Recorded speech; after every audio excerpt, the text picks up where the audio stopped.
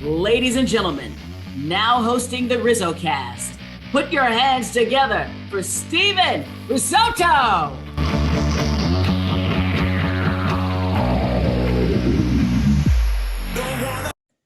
What is happening, everybody, and welcome. This is episode number 115 of RizzoCast. I'm Steven Risotto, and today we are joined by a very special guest.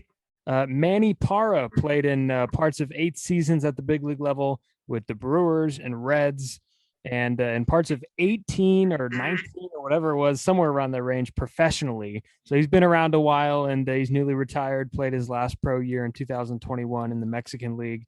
Manny joins the show. How you doing? Welcome. I'm doing well. How are you, man? I'm doing well, man. There's a big heat wave here in the Bay Area, so enjoying the sun, enjoying the well, not really enjoying it, but bearing with it. And I know you're in Arizona, so I mean, you get this a lot. Yeah, what's the heat wave there? Well, you're gonna hate me for this. Today today in the Bay Area, it's actually like 75. But hold on, because the last few days it was, closing in on 100, 101 here at the coast side. So really pretty warm. Wow. Yeah, I mean, I'm from Sacramento, so I kind of know, and I know Sacramento's been getting hotter than us here in Phoenix. So yeah, not used to that there in the Bay Area. Usually you can go to the Bay Area in the summertime and it feels like fall or something. Yeah, mid 60s. That's what the Bay Area in the summertime is kind of always like. But we're hanging in there. We're doing our best to hydrate and do all that fun stuff. But Arizona, I know, is a complete different animal. It's great to talk to you today. I know the big story that I saw when I woke up today was that Major League Baseball is going to implement the pitch clock. So the rules committee, they got together, I guess, and they decided that the pitch clock is going to be the next big thing they want to improve the game. 15-second pitch clock. I guess starting off here, what do you think about this idea? Do you think this is going to be a positive development in Major League Baseball?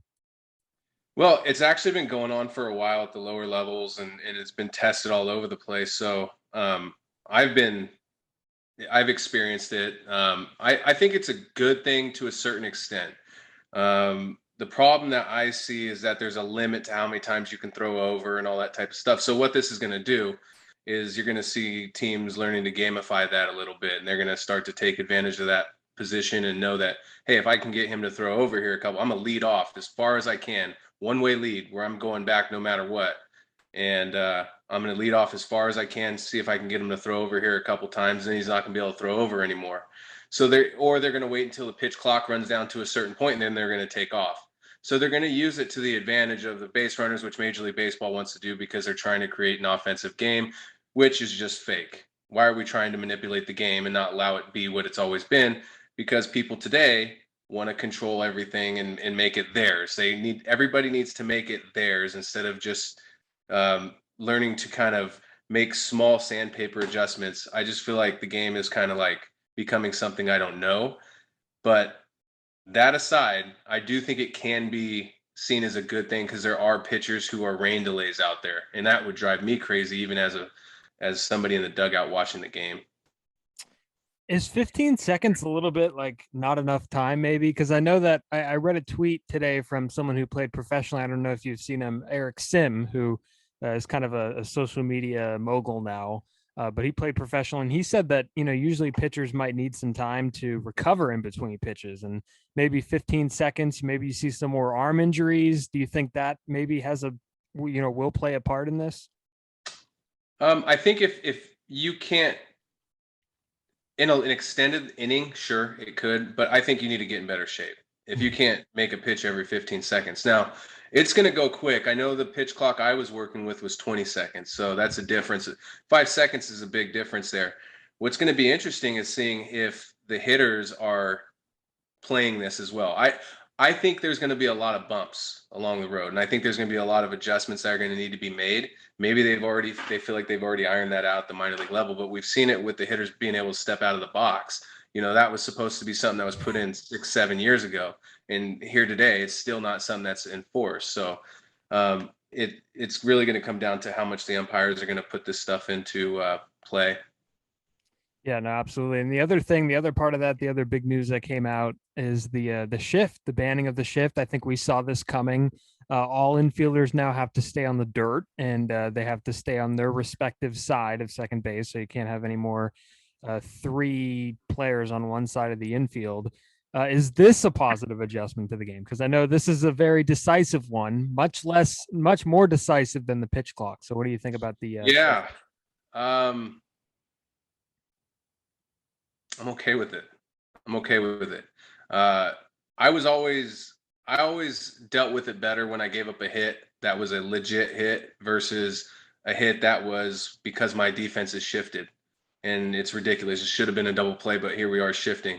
What's funny is I actually played for the manager who started all this at the extreme level in the minor leagues. His name's Frank Kremblis, and I had him in Nashville, and he was one of the first ones to shift almost every hitter, and it was an extreme shift.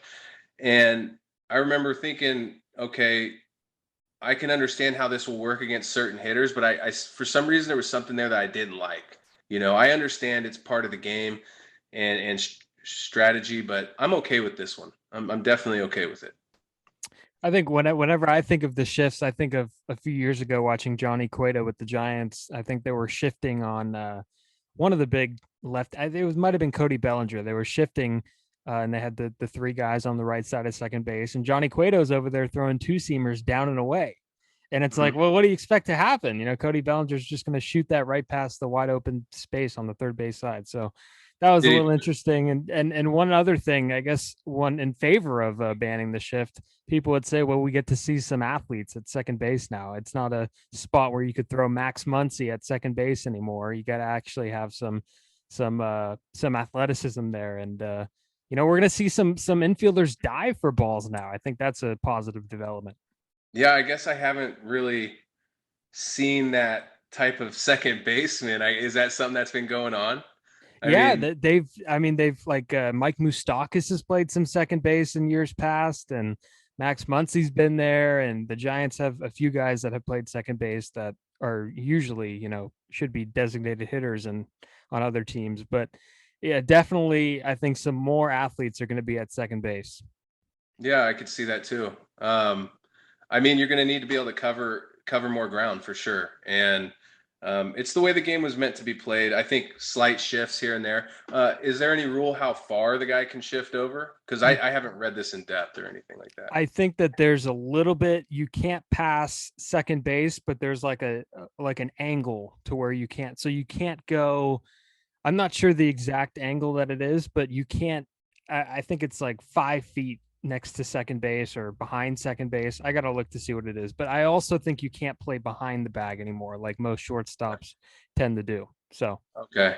But he can probably shift a little bit to a second baseman, a little bit to his left to cover that hole. Mhm. So what's going on here when we talk about like Cueto, you brought it up earlier, how he's throwing two seamers down and away. The reason that they do that, and I used to find this interesting too. Why are we doing that? Because even in their like, so you have the coaches on the bench, and in my time it was on paper. It sounds like it was so long ago, but it wasn't. I don't know. I think now it's probably on iPads or something. But they have this spread chart uh, where the guys are hitting the ball, and when they hit the ball on the ground, there's say as a left-handed hitter, he always hits the ball on the ground from like say second base over or shortstop over to the right side. He never hits the ball. Very rarely will he hit it to the left side of shortstop on the ground. Now, when they hit it in the air, they might hit it to left field. It's weird how hitters are like that, but there's definitely a correlation with the way these hitters hit ground balls versus fly balls. So they say, hey, look, if we can keep a guy like Bellinger hitting the ball on the ground, and we can throw him two seams down and away, which is what he maybe hits the weakest out of all the pitches, they're willing to take that risk, right? They're like, okay, a single's better than a double or a homer. That might be their thought process there. But again, I just like having a guy. I like knowing that I can make my pitch and he's going to hit a ground ball to third base. I have somebody there. Or I can trust my shortstop and third base to cover that hole. If the guy hits it so hard it gets through the infield, I gave up a hit. That's part of the game, you know? Um, so I think maybe it'll also stop the coaches from overthinking a little too much, you know? because there's so much of that going on. We'll see. Yeah, we'll definitely see how it works. Do you think players, well, I mean, I'm sure you know for sure. Do players talk about this kind of stuff together? Like, is there a certain conversation that goes on in the clubhouse regarding certain things that like maybe the league office does or decisions that they've made? For sure. Guys discuss what they like and they don't like. And you will hear so, two guys that might debate this, right? Like somebody who's really has great command might really like the shift because they're able to control where the hitter's hitting the ball better, versus somebody who's a stuff guy and they kind of just trust their stuff and the hitter's going to hit the ball where it may, type of thing. We're all trying, no matter what, at the big league level, you're trying to command the ball to a certain extent, but there's certain guys who are crafty. Let's say Kyle Hendricks versus somebody else out there.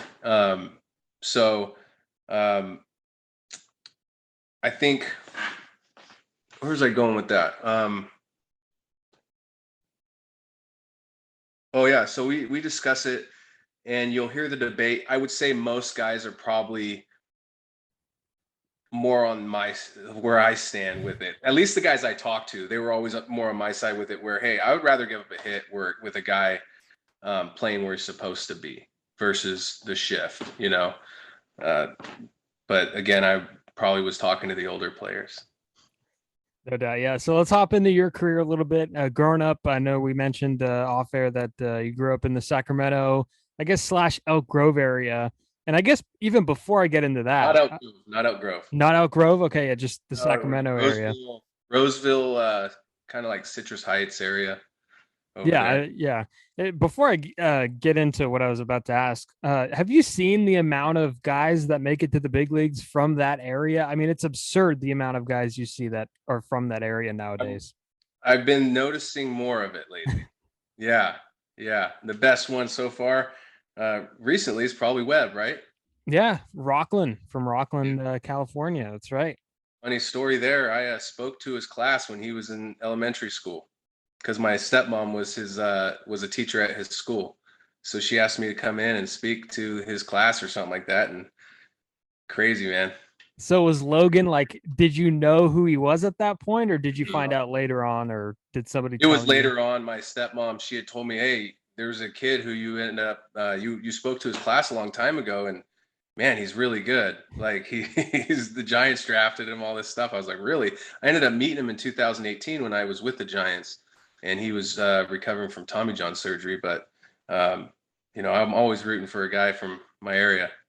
Yeah, Rockland, California, high school quarterback too. Logan Webb was the real deal over there in Rockland. Were you a Giants or an A's guy growing up? Because I know Webb, for example, was an A's fan growing up. But I know in that area, it could be a little here nor there. So Giants or A's? I was a Giants. But I was still an A's fan too, but not like, for me, it was Giants. I mean, my heart was with the Giants. It was almost like how I am with the Niners. I'm a Niner fan, but I would also pay attention to Oakland, the Raiders, and if the Raiders lost, it didn't bother me. If the Giants lost and the Niners lost, that bothered me. So I'm definitely a Giants fan growing up. Did you have a favorite guy maybe that you like to watch? Yeah, it started out with Will Clark, and then it went to Barry, and then as I got a little bit older, I ended up looking more at the pitchers. So you're talking like Randy Johnson, admired Greg Maddux and the way he pitched, but I was always more drawn to like a Randy Johnson because I wanted to be that dominating type guy. So you were never the Barry Bonds or Will Clark type presence at the plate. No.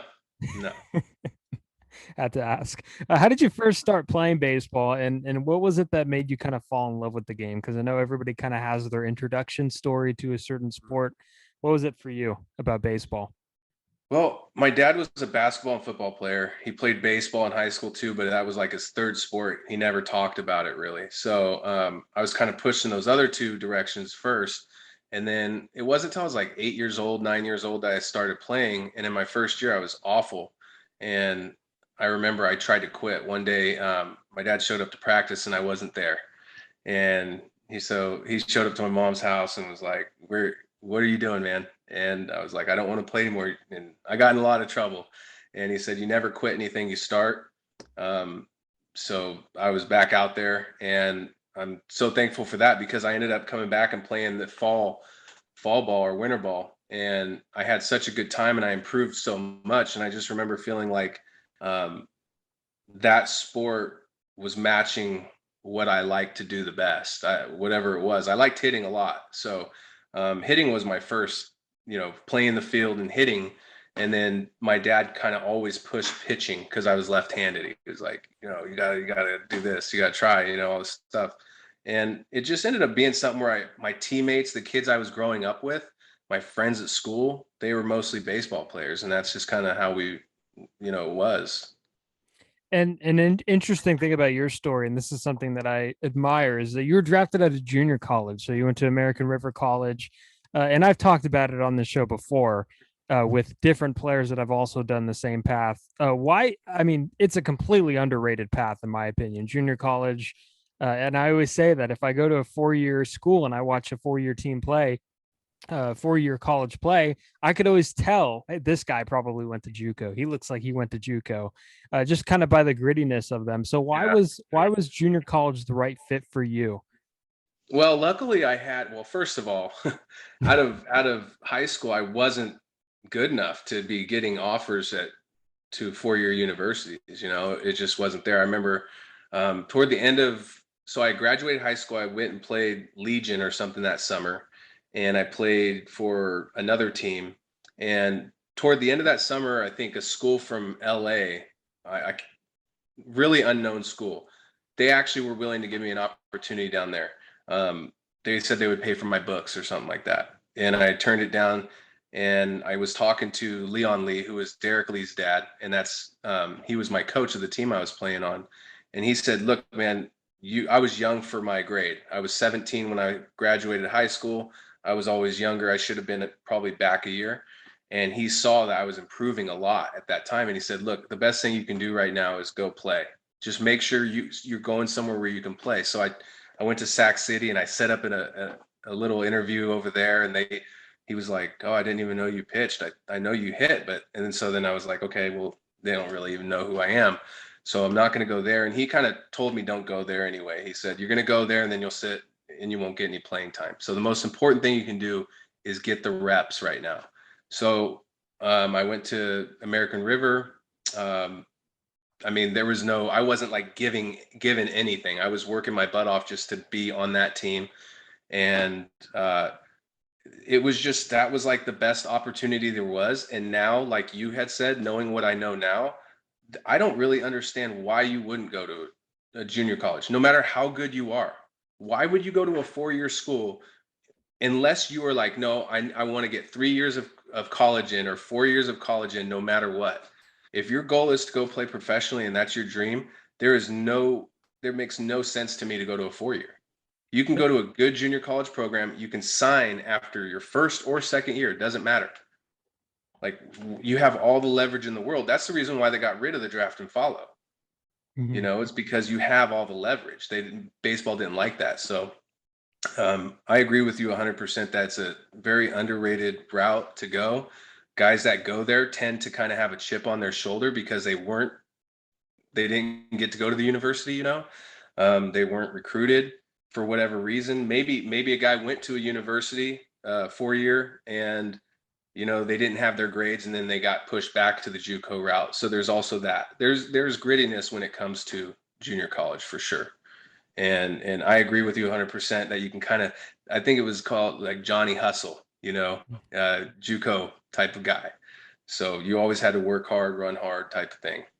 And most of all, you're going to play because at some of the 4-year schools, you're not playing your freshman and sophomore year, so you're going to be playing at a junior college. I mean, if you put in the work, and I can't tell you how many people I've come across that in high school they're saying, yeah, I'm going to go play at Vanderbilt, or I'm going to go play at all these Coastal Carolina, whatever these schools, and all of a sudden they find themselves at a junior college and they're putting up numbers and it's kind of hitting them like, hey, maybe it wasn't realistic for me to go to a big school out of high school. But that goes for anything, not just baseball, especially if maybe you don't want to know. For those listening, if you don't know what you want to do and you're in high school, maybe a junior college isn't such a bad idea. And plus you save money. So No, no, exactly. You save a ton of money, man. You get your general education out of the way for a fraction of the cost. You're getting the opportunity to play.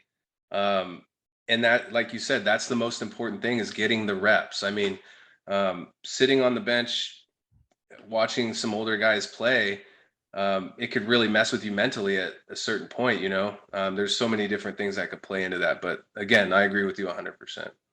And the Brewers took you in the 26th round in the 2001 draft.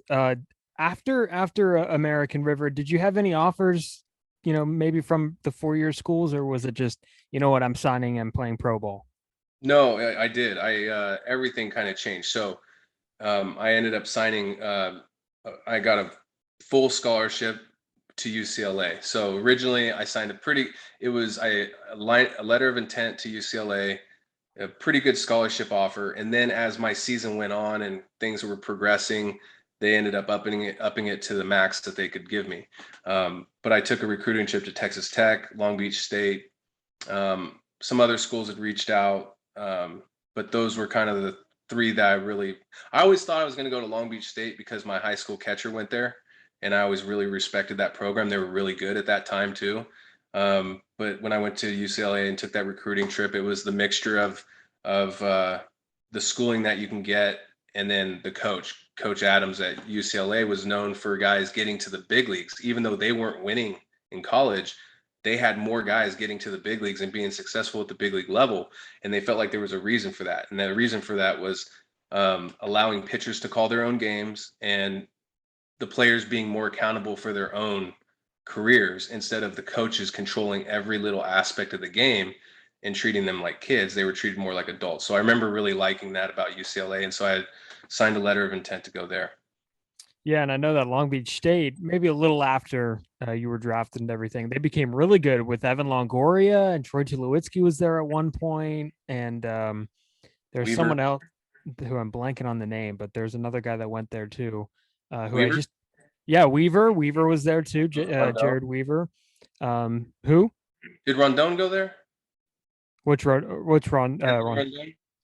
No, he went to Rice. Okay. Yeah, he went to Rice. So there's a few guys that have been successful. Bobby Crosby was there. Bobby Crosby, of course, the shortstop. Yeah. But the guy I'm thinking of that I actually had on, his name was Marco Estrada went to Long Beach State. So did Marco go there? Marco Estrada. Yeah, I love Marco. He's a good dude. Yeah, he came on. He's a really good dude. So then, of course, the minor league stuff happens. You fight your way to the big leagues, and you make your debut on July 20th, 2007 against the childhood team, the Giants. And yeah, I think you pitched the back end of a loss there in Milwaukee. Yeah. What do you remember about that day? I remember I was sitting in the bullpen. It had been my 5th day of not pitching. And I just remember feeling at the point where I was just so anxious to get in the game. It was no longer nervousness. It was like, let's go. And I saw the score. I'm like, okay, I think we were down by 4 runs. Chris Capuano was pitching, and then the bases were loaded. They brought me in, but it was nice because I was feeling more excited and like, let's go, instead of feeling nervous or any kind of scared. There was no fear really in that moment. It was just like, all right, let's go. And it was awesome. I remember thinking, I can't believe it's against the Giants. That was pretty cool. And you didn't get to face Barry Bonds in that game. So no. Did you face him at all in the big leagues? Because I know that was his last year. I faced him one time in San Francisco, and I remember I threw a first pitch fastball. I was like, I'm going after him. We'll see what happens, And he fouled it off to left field, and off the bat, I thought, oh no, like he got it, but it was foul. I knew there was a possibility it was going to be foul, but the swing he had taken was harder than he normally swings, and he had lost his balance a little bit, which told me he really wanted that pitch. Like, oh, he just missed it.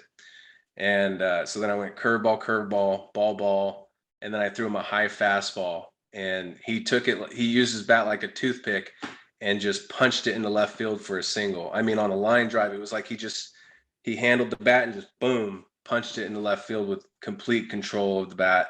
He got to first base. We had Joe Dillon playing first that day, and he came in and told me a story. He said, yeah, I got to first base and said, these kids never learn. They fall behind the count and then they try to beat you throw as hard as they can and beat you. They never learn. I thought that was a funny story. That's incredible. Yeah. How much of a baseball town is Milwaukee? Because I know it's overlooked. It's obviously not New York or Los Angeles or Philadelphia or any of those cities, but it is a baseball town from what I've heard to an extent. But it seems like an area that nobody talks enough about. It's a big sports town in general. But baseball, I mean, other than the Packers, I mean, the baseball was extremely important to the fans, and they came out to support it. When I was there, I was blown away by that, actually. But after being there for so long, I realized, with the weather they have and all that type of stuff in the winter, they really look to getting out in the summer and going to these games and supporting the team, and sports in general. They're fanatics, and they're not afraid to say what they think either. Like, it was really funny how they would just come up to you and say pretty much anything they wanted. But it was, I liked it there. I did. And in 2008, that was a big year. The Brewers won 90 games, and you're in the thick of a playoff race. Early July, and CC Sabathia walks through the door, and that was one of the big trades of that time. That not just that year, but that entire time frame of 5 years. That was one of the biggest deadline deals. So he walks through the door in early July. Did that change the direction of the season? Because I know that was a huge acquisition that a lot of people kind of forget about. It was massive. I mean, we were reeling from a starting pitching standpoint a little bit. I was wearing down. It was the most innings I had pitched in a season, and I've had an injury history like crazy. So I was wearing down. Suppan wasn't doing very well at the time. Gallardo was still doing good, but we needed a guy like that. We needed somebody who we knew was going to come in and dominate, and boy, did he ever. I mean, it was like he took us on his back, and what was crazy about it was there was no ego involved with him. It was like he would take what he did on the field and allow that to speak for itself, and then outside of him pitching, he was just a great teammate. So there was beyond his pitching, it was beyond all of that. It was his demeanor, his presence, all that type of stuff. He was very calm in the clubhouse. So we had some pretty good guys in there for that, and he helped extremely. I mean, if it wasn't for him, we wouldn't have gotten to the playoffs, no doubt about it. Were you ever in the same hitting group as Sabathia and Gallardo? Because I feel like that would just be embarrassing. I'm pretty sure I was. Yeah. I mean, I used to think I could hit, but I didn't hit for power. So, no, they would. Gallardo could hit for sure, and CC had power. So, yeah, it was fun though. That was always one of the funnest things. It's sad that pitchers don't get to hit anymore, but whatever. Well, it's like nobody takes BP, anymore either. I mean, I always get to the park whenever I cover games, and the Giants send out a list of or schedule for the day or whatever, and every time during the Giants BP, there's only like one group out there, and it's like three guys that are hitting, and and it sucks that the fans they open the gates after the home team hits, so the fans don't get to see their guys hit, and BP used to be such a big event, but it's not, huh? Not anymore. Yeah, I get they still see the away team hit. But I always thought it was the coolest thing, going out there with a glove and shagging fly balls on the bleachers or whatnot, but not as much anymore. Yeah. Well, how old are you? I'm 20. Oh, man. So you were 8. Yeah. You were 8 years old back, or 12 years ago. No. Yeah. You were 8 years old. Yeah. Jeez. 8 years old. But the 2008 Brewers, man, they stick with me. They stick with me a little bit. And one guy that you played with and that you came up with, who I've always been really fascinated with, is Prince Fielder. And I always thought that he was such a larger than life player. Your prototypical monster power from the left side. And he had some of his best seasons when you played with him in Milwaukee and even at the minor league level. What did you think about him, and what kind of teammate was Prince? Prince was somebody who grew up with baseball, right? Like his dad was a big baseball player. He grew up in that environment. Winning was everything to him, which was awesome because at the big league level, that is all that matters. At the minor league level, you tend to focus on just doing well so that you can get to the next level. And then you get to the big leagues, and it's all about winning, and it's all about the city and what you're representing. So he was really good about keeping that as a focus and making sure that he always had energy. He always had passion for the game. I do think that he had a problem with understanding people, though, from a real standpoint, from a human standpoint, people who didn't grow up the way he did. I always felt like he was a little disconnected with that. So, good teammate from a baseball standpoint and all that stuff, but there were some things, in my opinion, that I didn't like. When he hit the walk-off home run against the Giants, were you there in that pile where he kind of did the whole thing and everybody fell to the ground? Were you there? Yeah, I was in it. You were yeah. probably in the bullpen, huh? Or in the dugout? No, I was a starting pitcher, so yeah, I was in it. I was at the plate. Yeah. I didn't like it. You didn't like it? No, that ain't me, man. I'm not into that stuff. I did it because that's what everyone had said we were going to do. And at the time, that was really new. And that came about, I think, because it might have been McCutcheon or somebody with the Pirates did some sort of like alley-oop at the plate or something like that. And so that had started becoming something new. The big thing about that, though, was it was supported by Craig Counsell. And Craig Counsell was extremely highly respected. I mean, just a great guy all around. And he supported it. Yeah, when they were talking about it, or hey, should we do something like this? It'd be fun, blah, blah.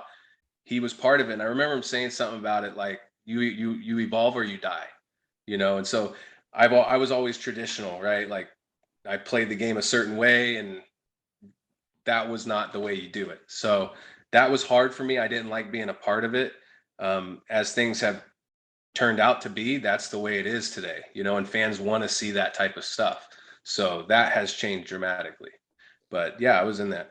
Every time I watch the video, I always go, God, how did they get Trevor Hoffman to do that? I mean, it's absurd, but I guess he went with it too. Yeah, I mean, that's part of being a team, right? You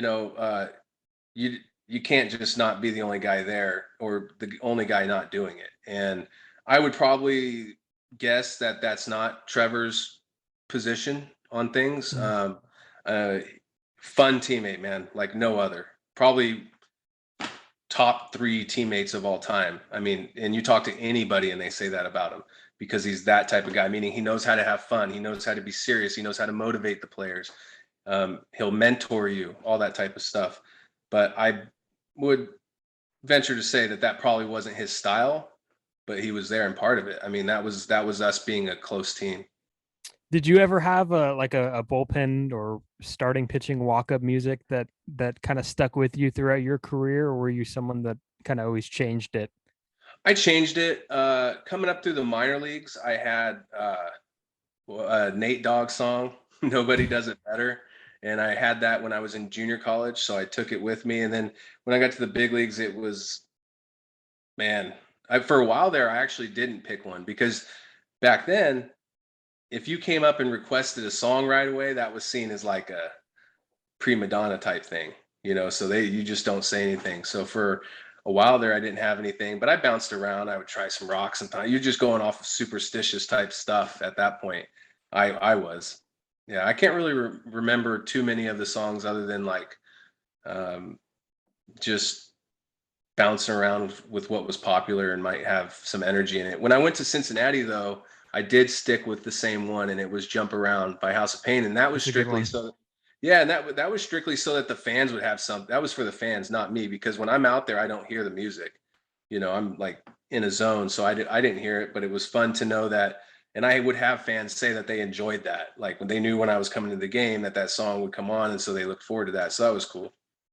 Yeah, that is a good one. I think that was actually Brian Wilson's in San Francisco, Jump Around. So definitely a cool, a cool choice. And speaking of Cincinnati, from one first baseman, I know we touched on Prince a little bit, to another, Yeah. you play with Joey Votto too, who's Yeah.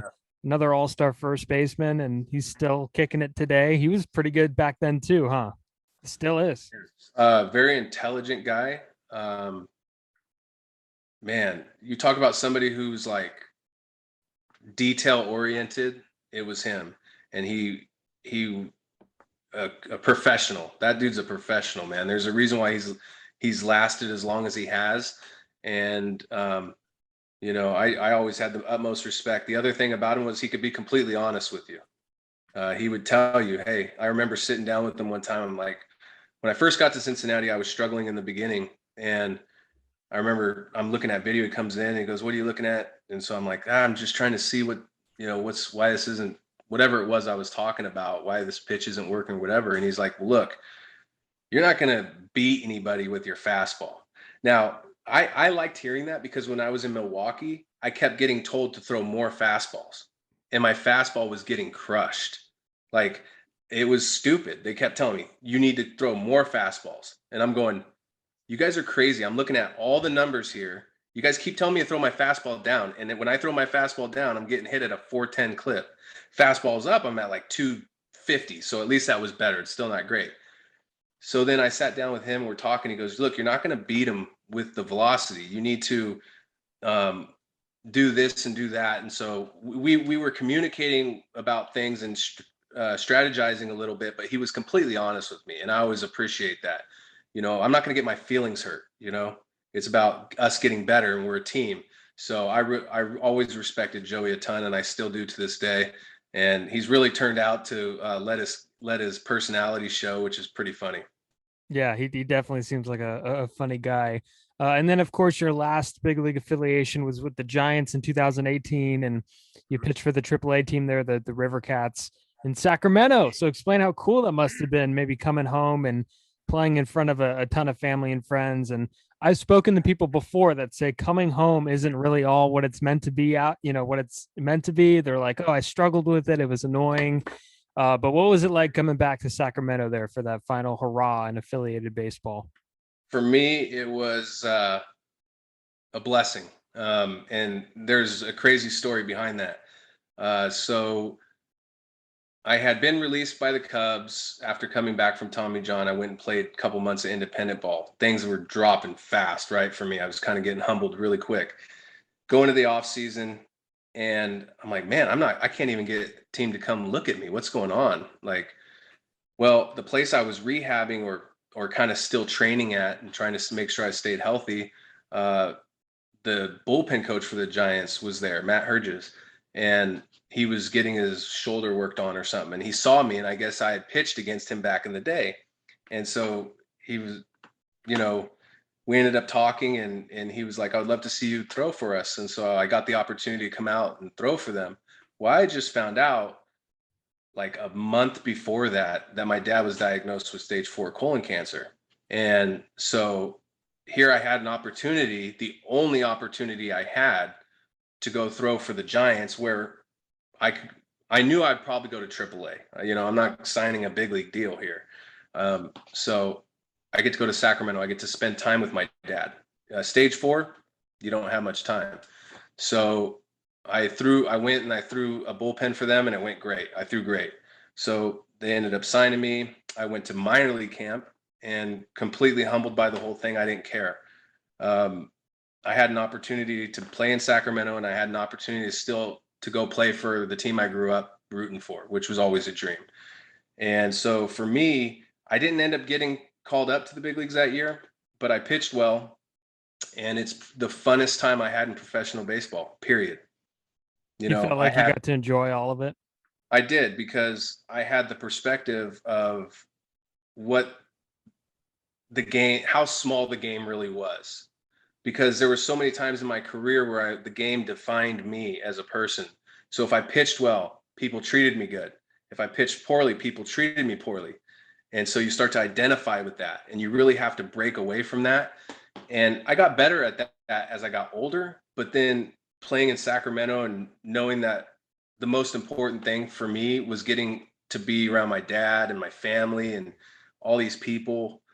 supporting me. And my dad was able to go to the games. And I just remember normally I wasn't the type of person who, if you came to a game, I wasn't going to go and chat it up with you at the game. I would talk to you after the game, but during the game and all that type of stuff, I was just so like focused all the time.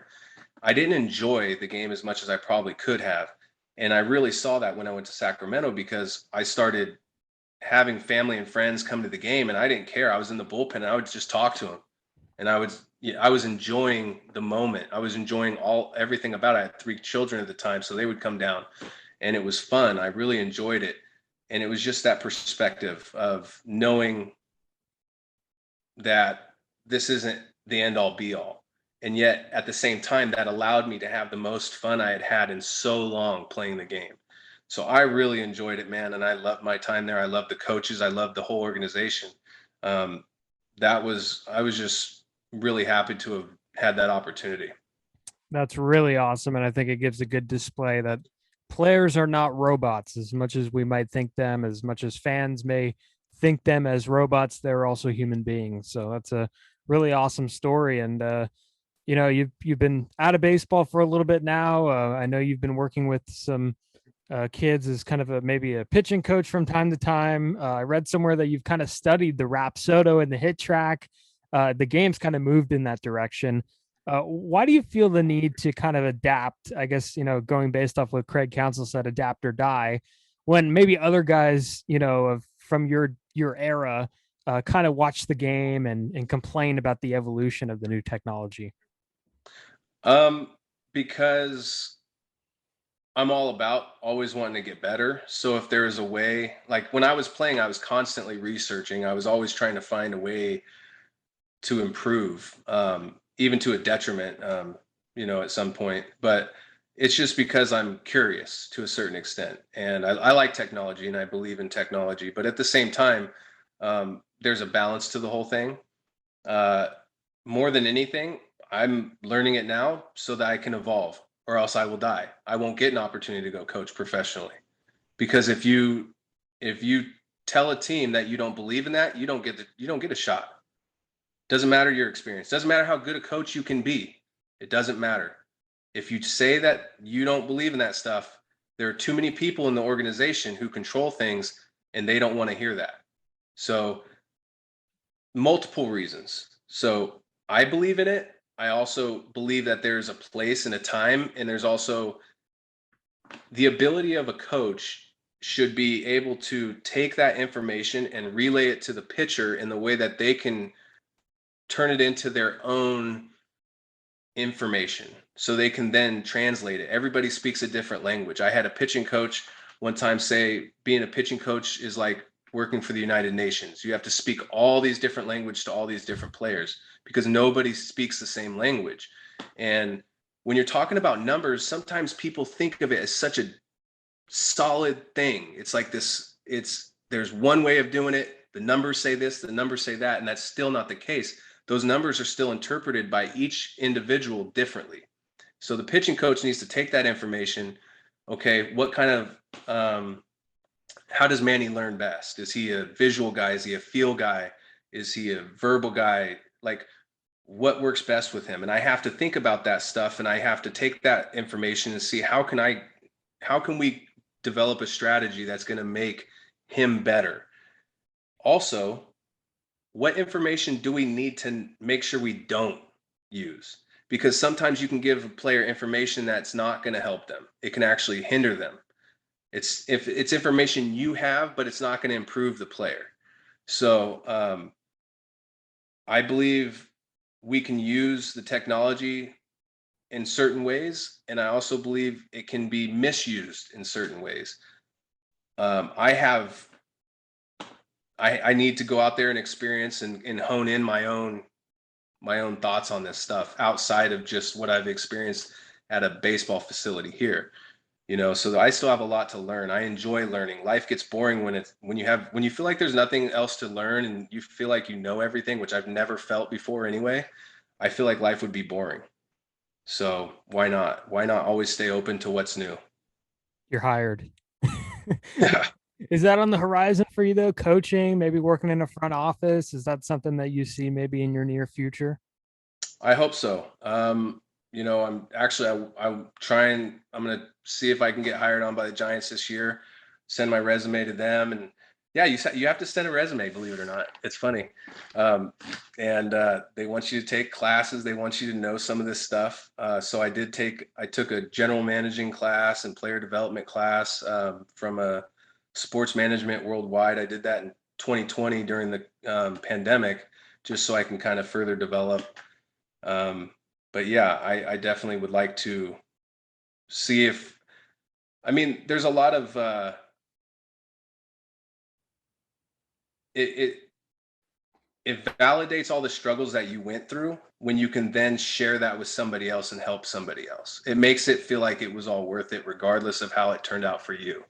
If you can share the information, and it would allow me to know that I did learn, you know, and so that's the next part of it for me.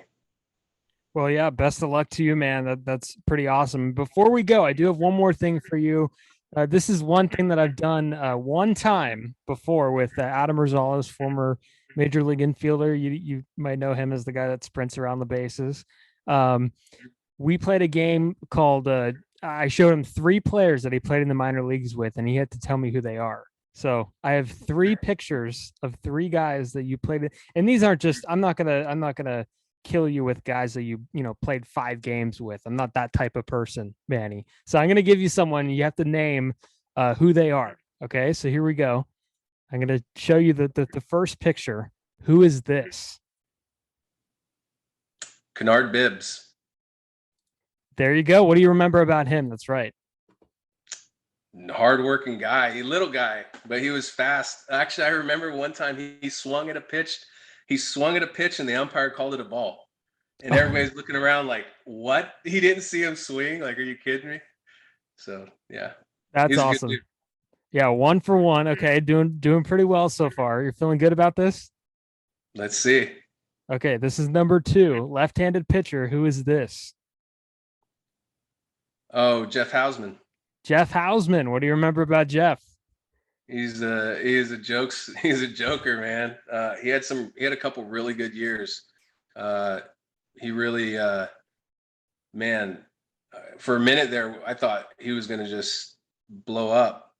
He in the early on, he struggled with some things, and it was like he figured something out, and he really honed in on getting lefties out. And um, for a minute there, it looked like he was actually going to get up to the big leagues and do some stuff. I think he might have got injured. Okay, there you go. 2 for 2. And just so you know, Rosales was 1 for 3. And the only reason he got the first one is because it was his double play partner in the minor leagues. So he had to know who that was. It was it was an interesting thing for him. All right, here's the final one. This is of recent vintage. We talked about the Sacramento tenure. This is a guy you played with in Sacramento. Who is this? That is, dude, what is Shaw? There you go. Chris Shaw, first Shaw. baseman, left. Chris Shaw, the first major leaguer that I've ever had in the history of RizzoCast come on the show. So, Oh, really? yeah, great guy. Had 24 home runs in 2018 when you played with him. Don't know where he is now. Probably should catch up, but a lot of power out of Boston College. A lot of power. Good dude, man. Worked hard. He was another one of those guys who just kind of represented the type of character the players in the Giants organization had. And I will say that again. When I was with the Giants, the thing that stood out the most to me was the character of players that they had there. It was almost like coming up. I always saw the Cardinals as an organization that they really looked at character of people. And I had heard some rumblings that the Giants were the same way, but when I went and played for the Giants, I really liked the character of the players, and he was one of them. Yeah, there's definitely the highly publicized Cardinal way, and then some other organizations do it a little bit more silenter with some good, not just player development, but also people development as well. Manny, this was awesome. I really appreciate you taking the time and talking, and definitely best of luck to you moving forward. I'm hoping that you get that coaching gig in the near future, but appreciate you coming on. Hey, thanks for having me, and credit to you for reaching out to people and creating what you're doing. You're working hard for it, and congrats to you for that. Thank you. I appreciate that. And anytime you're in San Francisco and you're at a game, just tap in and then I'll say hello. So, all right. Well, good. Thanks for having me. You guys could, of course, follow the podcast on Twitter and Instagram at RizzoCast, do all that fun stuff. And Manny, are you on Twitter? Are you active on Twitter? I am. I don't do much of it, man. I've always said I need to do more, but I should.